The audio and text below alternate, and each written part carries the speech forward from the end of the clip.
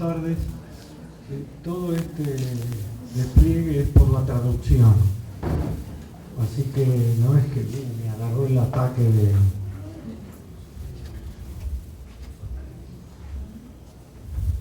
Pregunta, no tienen que contestar. ¿Por qué perduramos?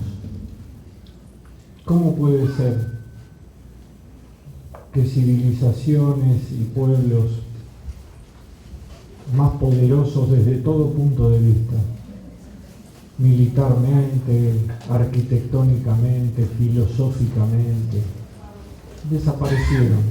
Hoy son piezas de museo.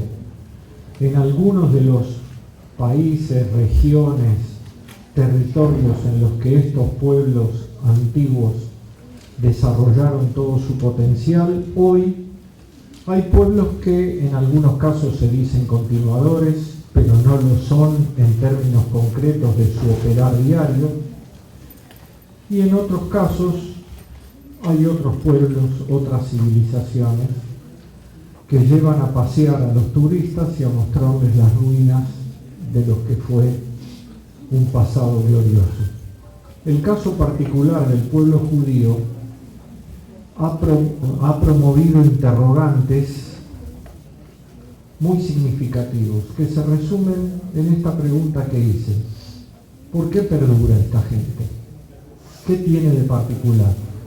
¿Qué hace que sigan siendo una civilización milenaria que se refiere a los mismos textos de sus orígenes, que los lee, los estudia en el mismo idioma en que fueron escritos y los comprende, los interpreta, discute, polemiza, etcétera, etcétera, pero sigue siendo?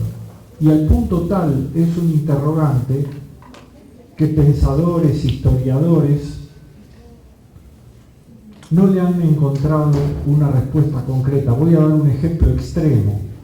Un historiador prestigioso, aunque un toque antisemita tenía que tener, como Arnold Toynbee, calificó a los judíos como un fósil viviente. Es decir, él mismo, que no es ningún tonto, se ha dado cuenta que por cómo evolucionaron otras civilizaciones, esta debería ser un fósil, como tantas otras, pero resulta que está vivo y no se resigna a seguir calificándolo de fósil, por lo tanto lo llama fósil viviente. Así que es una contradicción, no solo ética, filosófica, sino también académica, pero sin embargo se plantea como si tal cosa. Bien, veamos lo siguiente.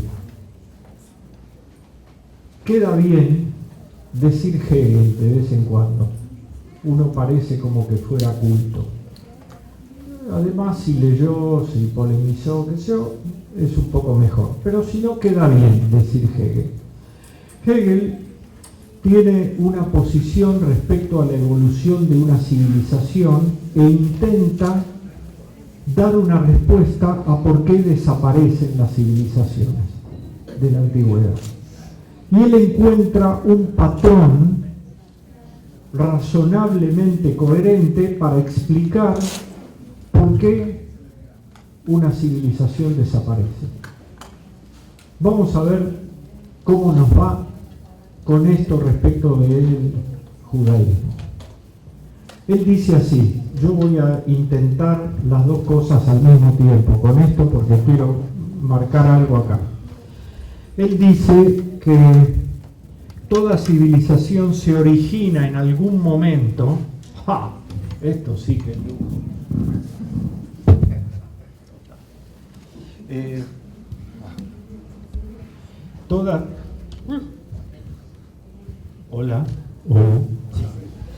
Toda civilización se origina en algún momento y se desarrolla durante algún tiempo hasta que alcanza el más alto grado de desarrollo, cualquiera sea ese grado de desarrollo, militar, filosófico, tecnológico, no importa. Alcanza el mayor grado de desarrollo y se mantiene ahí durante algún tiempo,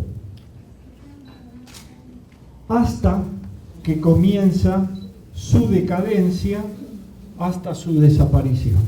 Ese sería el patrón general para cualquier civilización. Por supuesto que el esquema puede ser que tiene logros más grandes y dura menos tiempo y cae más abruptamente, o que tiene logros más pequeños y se mantiene mucho tiempo ahí hasta que cae. El esquema es siempre el mismo. ¿Está claro? Muy bien. Lo que Hegel aporta es, ¿cuál es este punto? Este punto. ¿Cuándo comienza la decadencia de una civilización? Menuda pregunta por el tema que nos convoca hoy. Y él dice lo siguiente: en cualquiera de estos esquemas, este punto refiere en el sector izquierdo de la línea roja para cada uno de estos de estas opciones de civilización, a la etapa particular de dicha civilización. Es decir, sus creaciones y sus logros para adentro. Y esta, de este lado, es la etapa universal. Y él dice, cuando el mayor logro particular de esa civilización pasa a lo universal, perdiste razón de ser. Ya está. Eso es patrimonio de la humanidad. De la humanidad de aquellos tiempos, de la humanidad actual, no importa. La historia tiene 1001 recetarios para hacer desaparecer a una civilización. Se corrompen, los invaden otros, viene un maremoto, no importa. De algún modo, una vez que hiciste un aporte a lo universal, olvídate, vas a desaparecer. Puede ser que esta pendiente sea muy pronunciada, no sea tan abrupta, se encuentre por allá, puede ser, pero vas a desaparecer. Entonces volvemos a nuestra civilización y nos encontramos con lo siguiente: o ya hemos hecho un aporte a lo universal, y cualquiera dirá sí, el valor de la vida, la moral, el respeto, la esclavitud, todo lo que ustedes quieran que está en la Torá y que está en los desarrollos posteriores de los sabios. Entonces hicimos un aporte a lo universal, así que seguramente estaremos en la etapa de la decadencia. En otro extremo, no hicieron ningún aporte a lo universal, están en su momento particular, pero no, dice, pero ¿cómo? Si toda la humanidad aceptó nuestros valores y el Antiguo Testamento y como lo llamen, no importa. Lo concreto es que en un extremo y en el otro nos encontramos con posiciones que no responden a la realidad que cualquiera de nosotros percibe.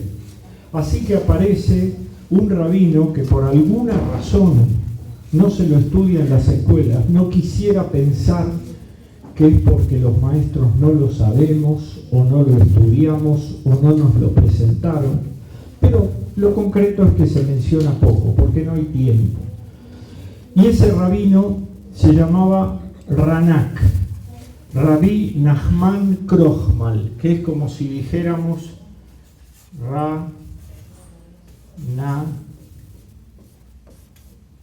Rabbi Nachman Krochmal. La tesis de Rabbi Nachman Krochmal, en broma yo suelo decir que no tenía bobe. Ustedes saben que si uno tiene bobe, tiene abuela, ya tiene agencia de publicidad para siempre, pero parece que Ranak no tenía bobe, porque él dice el judaísmo es la única civilización que no es particular, que desde sus orígenes se concibió como universal. No tengo ahora tiempo ni posibilidad de revisar qué textos específicamente sostienen el tema del universalismo en la concepción del judaísmo como civilización. Pero lo que sí importa es que Ranak contesta a esta tesis de Hegel, aunque no personalmente, diciendo que el judaísmo es una civilización de tinte universal, pero que tiene una impronta particular, porque la lógica de las civilizaciones es fundarse sobre una polarización del mundo, ellos y nosotros.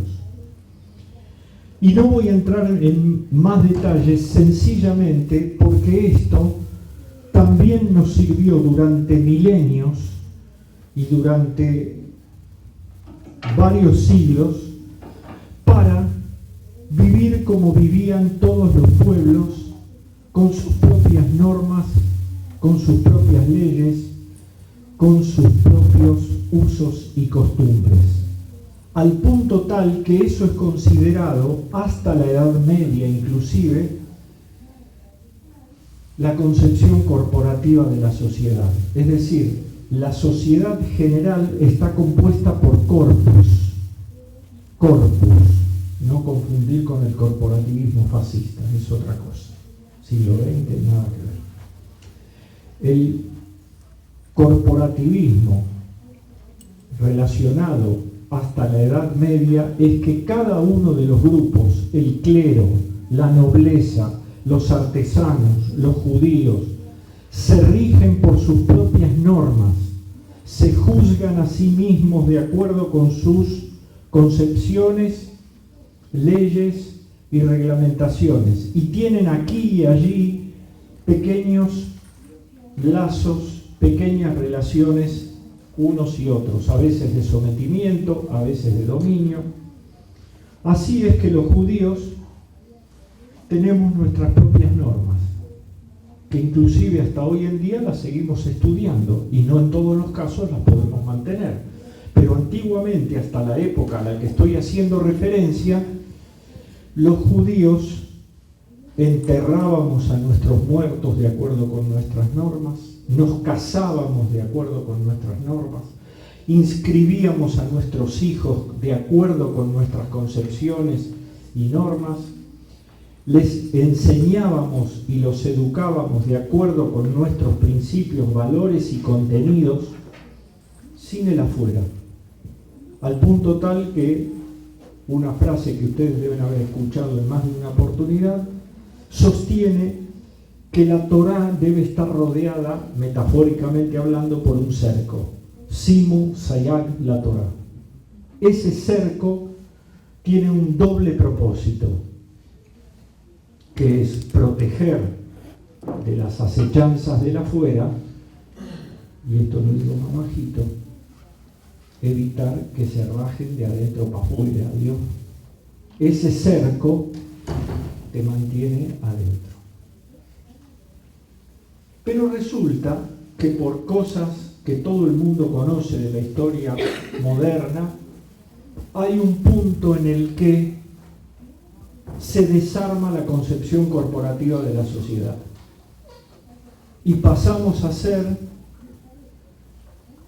naciones modernas, en Occidente, se entiende. Y esas naciones modernas exigen que se desarme esa concepción corporativa y que pasemos todos a ser ciudadanos del Estado moderno. Y si antes, para nosotros, la concepción judía era todo, como decíamos, ahora no es todo, es una parte. Ahora tenés que mandar a tus hijos a la escuela, si estás en Francia, y te van a explicar y te van a enseñar, porque ahora vas a pasar a ser un ciudadano del Estado francés. Más o menos rápido, más o menos conflictivo te van a otorgar derechos, pero esa es la tendencia. Y entonces tenés que aprender acerca de Vercingetorix, y no solamente acerca de Moshe Rabbeinu y Yoshua. Y tenés que aprender francés, y así sucesivamente en cada... Por supuesto, son repúblicas que van a aceptar la libertad del ciudadano, y a la tarde, si querés hacer rikudim, enseñar yiddish, no hay ningún problema. Pero a la mañana me mandás a los chicos a la escuela.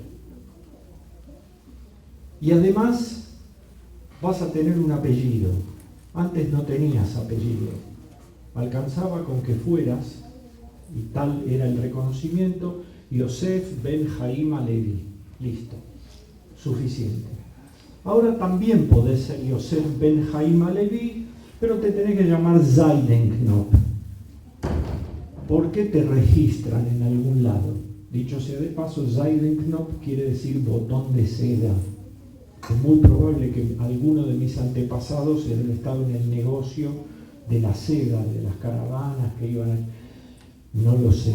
Lo que sí sé que a mí me quedaron los gusanos. Pero lo concreto es que ese impacto ahora te exige. ¿Y entonces qué es judaísmo? Antes era todo, pero ahora resulta que no es tan todo. Entonces algunos dicen, judaísmo es una religión. Nunca fue una religión. Dat es ley. Pero ahora es una religión, una serie de rituales que están basadas en el pacto, que esto, que lo otro, y entonces hacemos así, y a la mañana, religión. Pero resulta que simultáneamente con todo este movimiento se está reivindicando una tendencia a recuperar ideas nacionales, y empiezan algunas de las tribus o de los grupos que andan sueltos por Europa y que tienen raíces comunes, tienen la presunción, la posibilidad, el interés de convertirse en naciones en el sentido político, histórico, ideológico, moderno. Y el pueblo judío, en algunos de sus componentes, también reivindica la idea de nación. Somos Am Israel, el pueblo de Israel, Benei Israel, hijos de Jacob, todo perfecto, pero ahora queremos, como los demás, también tener una reivindicación nacional. Y aparece una idea nacional que en algunos casos se opone a aquellos que sostienen que el judaísmo es una religión, por una simple y sencilla razón, y soy intencionadamente sintético. Y es que si no viene el Mashiach, no hay redención posible. La ortodoxia va a decir que toda esta lucha nacional no tiene sentido, no es posible llevarla a cabo porque no hay una intervención de Dios. Pero hay, diríamos en términos también muy resumidos, que hay una tercera posibilidad, y es que aparecen movimientos seculares, es decir, no religiosos, no ritualistas, pero que quieren conservar ciertos principios y valores de la tradición judía que derivan en que esa tradición judía es una cultura que se expresa a través de una lengua, a través del folclore, a través de relatos, a través de costumbres gastronómicas, artísticas, musicales o lo que fuere, y generalmente esta última tendencia se manifiesta con mayor énfasis en Europa Oriental a través del idioma yiddish. Y es secular en general. Ahora bien, esta clasificación que acabo de dar no debe ser tomada 100% al pie de la letra. Si hubiera acá un especialista en análisis clínicos, químicos, y nos sacara sangre, un poquito, no es Shylock ni nada de eso, un poquito, para decir cuál es el dosaje en sangre, o sea, la cantidad, el porcentaje en sangre de religión que tienes tú, cuál es el porcentaje de nacionalidad que tienes tú, ¿Cuál es el porcentaje de cultura que tienes tú? Varía. Todos tenemos algo. Esa composición y muchas otras razones nos han hecho muy diversos. Y en esa diversidad, que no es de los tiempos modernos solamente, desde la antigüedad más antigua, para enfatizar que esto no es nuevo, hay diversidad en el pensamiento y en la acción judía. En todos los tiempos. Las sectas judías en tiempo de Jesús, no Yeshu Anotzri, Jesús, un rabí como tantos otros en los tiempos de la dominación romana. Había varias sectas, en muchos casos irreconciliables, aún en el mismo territorio.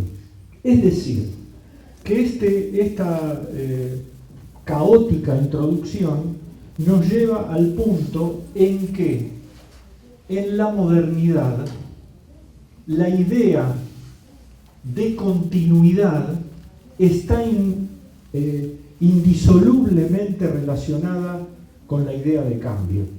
La continuidad está montada sobre los cambios que se van produciendo. Y esos cambios que se van produciendo exigen, primero y principal, definiciones más precisas de a qué me estoy refiriendo con judaísmo. Me estoy refiriendo al folclore, a la nacionalidad, al sionismo, a la centralidad de Eretz Israel y luego Medinat Israel. Me estoy refiriendo a ciertos principios y valores que pueden ser universales, pero que tienen una expresión particular, ya sea idiomática o en relación con las fuentes sobre las cuales está sustentada. Es decir, que el concepto de cambio y continuidad en el judaísmo están indisolublemente ligados. Recomendaciones, algunas de las cuales ya me las escucharon en grupos a lo mejor más pequeños. No perderse de leer el primer capítulo del libro Mímesis de Eric Auerbach. Los estudiantes de letras saben a qué me estoy refiriendo, saben lo que es tortura, pero es imperdible ese libro. En el primer capítulo del Mímesis, Eric Auerbach explica cuál es la diferencia entre la mentalidad judía y la mentalidad griega. No hace un juicio de valor, lo analiza en términos objetivos del análisis literario y toma para eso los poemas homéricos como expresión de la cultura griega y por otro lado un texto de Bereshit. Y dice más o menos lo siguiente: perdonen la osadía. Ese primer capítulo del libro Mímesis se llama La cicatriz de Ulises y tiene más o menos 30 páginas. La osadía es el salvajismo que me caracteriza de decirlo en un minuto. Y se refiere en La cicatriz de Ulises a cuando él vuelve después de muchos años de Ítaca, que no es Ítaca Beshofar Gadol, es Ítaca, una ciudad de por ahí. Se recibe a los peregrinos y se les da un baño, algo para que descansen, y la criada lo reconoce por una cicatriz que tiene de otros tiempos. Todo lo que se puede contar en detalle está en ese pasaje de los poemas homéricos. Todo, diríamos en términos de hoy en día, hasta la marca de las sales de baño que echó la criada en la tina. Y cuando compara con el texto bíblico, se refiere al pasaje de Abraham e Isaac. Y llega a la conclusión de que lo importante no está dicho. Dice unas cositas. Después de ese pasaje nunca más hablaron. No se sabe por qué. Conclusión, usted debe completar el texto. Es como si yo agrego ahora de mi parte, lo comparara también con Caín y Abel. Todos hemos sido en alguna oportunidad de nuestras vidas, ya sea en educación judía formal o en la preparación para el bar mitzvah o en una peulá de la Tnuá, lo que sea, y nos han contado lo terrible del primer asesinato entre hermanos. Pero el texto lo dice muy suavemente. Dice que había dos hermanos que eran distintos, Caín y Abel, ¿no? Y que he aquí que estando ambos en el campo, tomó Caín una piedra y mató a su hermano Abel. ¿Por qué? Entonces hay que apelar a un midrash, y ese midrash, nos lo explican las morot cuando somos chicos, es porque ambos fueron a ofrecer un sacrificio y Dios aceptó el sacrificio de Abel, mas no el de Caín. Y Caín, por celos, tomó una piedra y lo mató. Pero a veces, si el grado es de adolescentes y son varones y tienen un maestro, le insinúa que puede ser que un hombre mate a otro por otras razones, también por celos, pero por otras razones, tal vez por una mujer. Pero el texto no lo dice, usted lo tiene que completar. Cuando usted lee la parashá de ese capítulo o de cualquier otro, viene la idea de interpretación. Y el cambio y la continuidad están dadas simultáneamente por esos dos componentes. La continuidad porque usted se refiere directa o indirectamente, textualmente o metafóricamente a ese texto.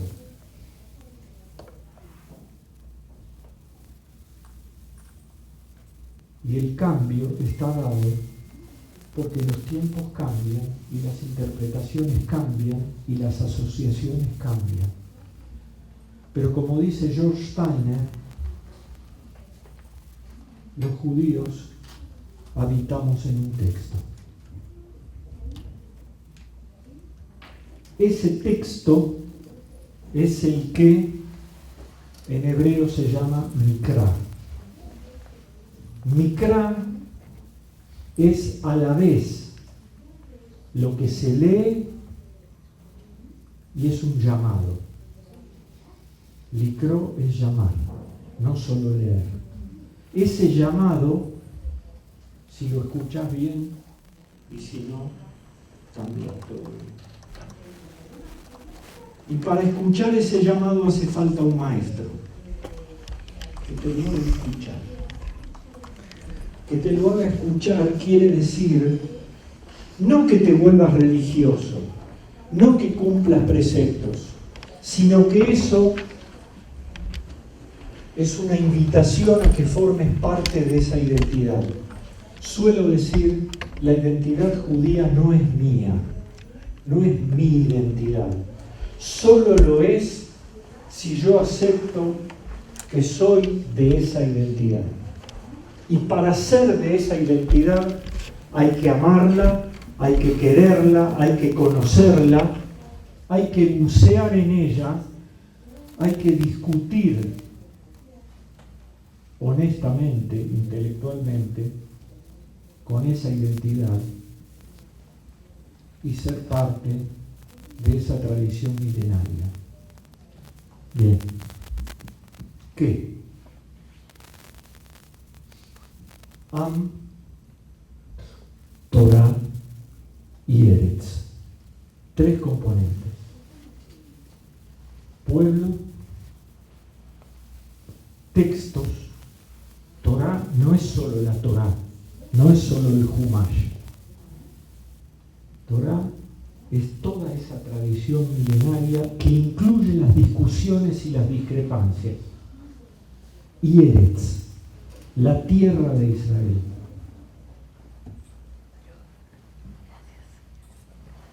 Después del primer congreso sionista, que fue en 1897, surgieron también controversias acerca de dónde fundar el Estado judío. Y todos escuchamos que había una posición de hacerlo en Uganda, también en la Patagonia argentina.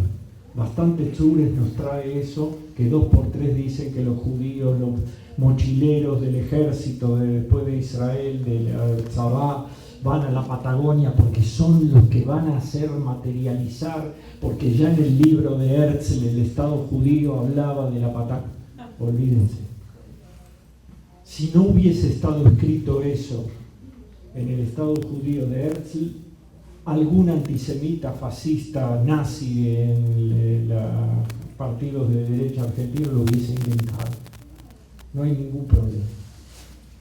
Pero resulta que si hubiésemos hecho el Estado judío, si se hubiese materializado el Estado judío en Uganda, bien negras nos las hubiésemos visto.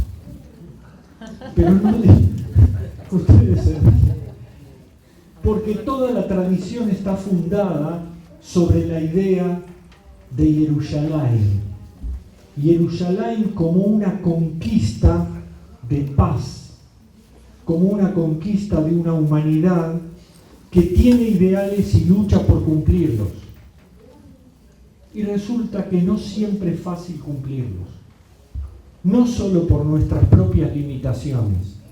A veces es muy difícil cumplirlos porque los contextos en los cuales se desarrolla nuestra historia y nuestra convivencia con el mundo circundante suelen ser desfavorables, por 1001 razones en las cuales no voy a entrar ahora.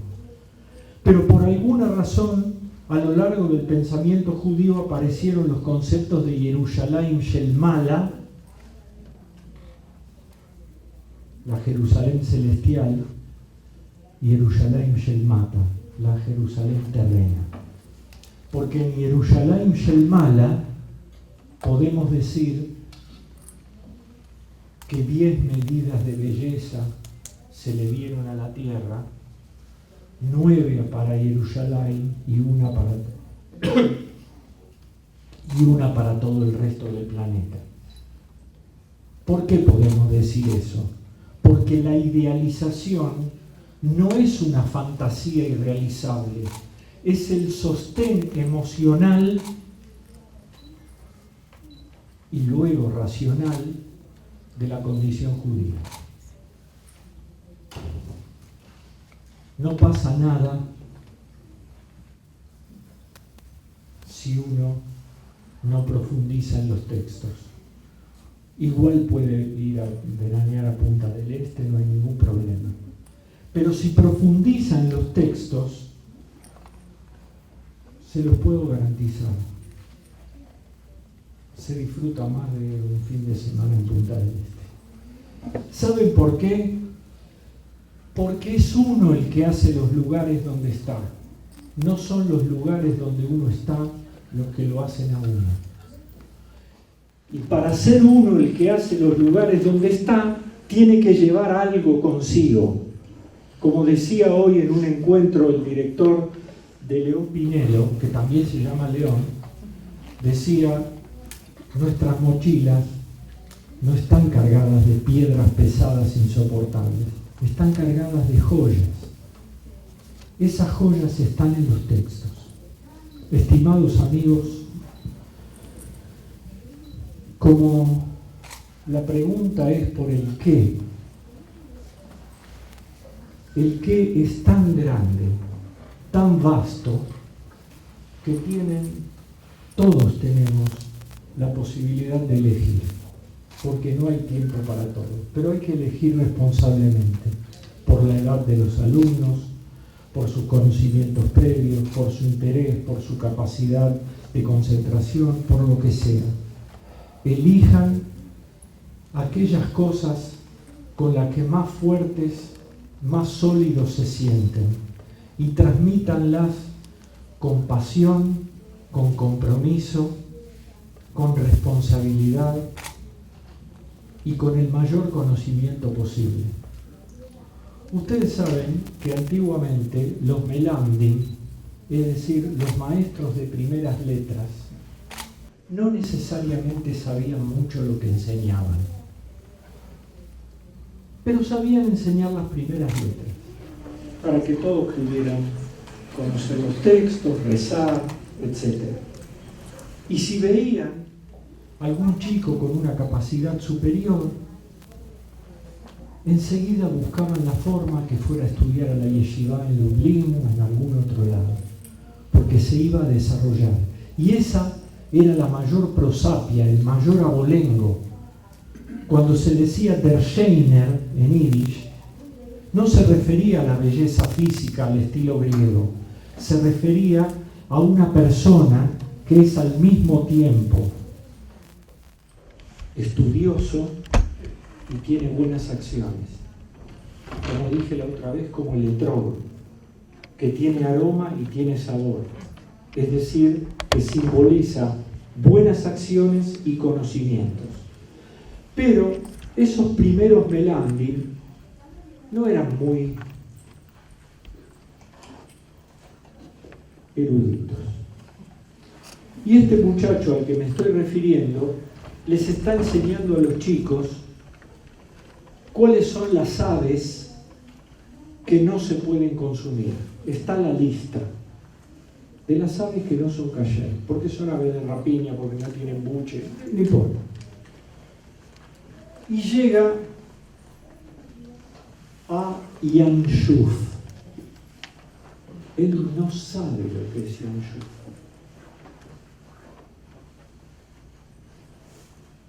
Pero siempre hay un chico o una chica que preguntan, ¿qué es Yanshuf? Respuesta del Melamed: Ameshigen al fish, un pescado loco. El pibe se la sigue. Le dice, Wie kommt der Fisch zwischen die Eufes? ¿Cómo puede ser que en la lista de aves me aparezca un pescado? Me estás diciendo que estas son las aves que no se puede consumir. Te pregunto por esta, me decís que es un pescado loco.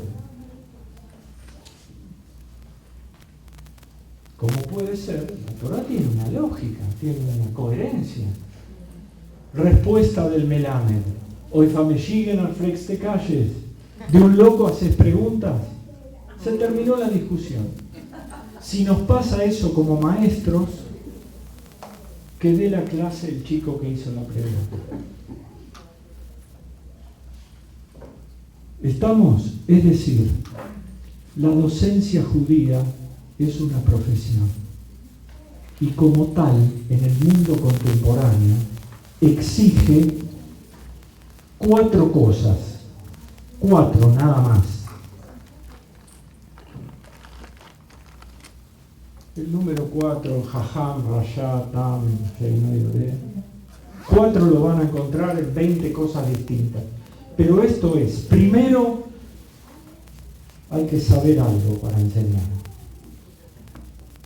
Segundo, hay que construirse una carrera.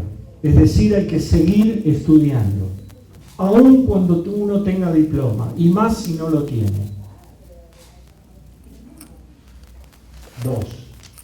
3.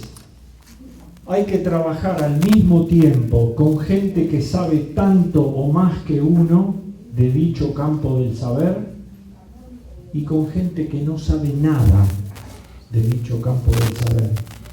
Paremos de quejarnos del que los padres no saben o no se interesan. Ese es nuestro trabajo profesional. No son minusválidos. Su biografía, su historia, sus vivencias los han traído hasta aquí. No los rechacemos, por favor. Es decir, nosotros tenemos que trabajar simultáneamente con quienes saben tanto o más que nosotros y con aquellos que no saben nada. Porque estamos prestando el más sagrado de los servicios que se puede prestar entre prójimos, que es compartir algo que es patrimonio de todo el pueblo judío y también en alguna medida de la humanidad. Y la cuarta y última cosa es que toda profesión tiene una ética, que es una cosa muy difícil de definir para esta actividad en particular, pero que todos tenemos la noción de qué es el bien. Y eso debe ser un norte en nuestro ejercicio. Seamos madrigim, directores, coordinadores, molín de primer grado, de escuela de madrigim, cursos para adultos, no importa. No humillar al que no sabe. Traerlo, como dije la otra noche, con humildad y con amor. Porque debes amar al prójimo como a ti mismo, salvo que no te ames a ti mismo. Cosa que puede pasar. Pero felizmente tenemos muchos buenos psiquiatras y eso se puede resolver si no te amas a ti mismo. Dicho sea de paso, ¿ustedes saben que es un psiquiatra? No. Un psiquiatra es un médico judío que no puede ver sangre. Así que, estimados amigos, cambio y continuidad es permanente, no hay nada cerrado. Sin embargo, la palabra continuidad alude específicamente a que hay algo que nos precede y de lo que somos parte. Así que nuestra sencilla, humilde y trabajosísima tarea es honrar esa herencia, cultivarla, quererla, amarla, transformarla y transmitirla. Felicidades.